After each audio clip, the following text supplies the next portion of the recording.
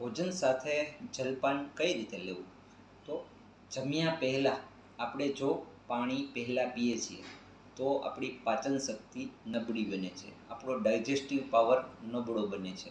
આથી આપણે ખોરાકને યોગ્ય માત્રામાં પચાવી શકતા નથી, પરંતુ આથી શરીર કૃશ બને એટલે કે નબળું બને છે.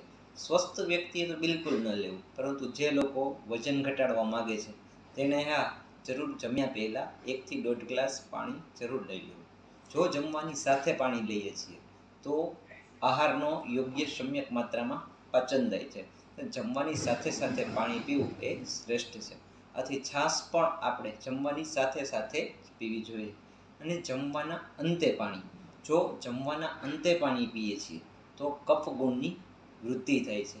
આથી જમવાને લીધે થોડું શરીર ભારે થયેલું હોય છે. આ ઉપરાંત આપણે પાણી પણ પીએ છીએ, શરીર આપણું ગુરુ બને છે, એટલે કે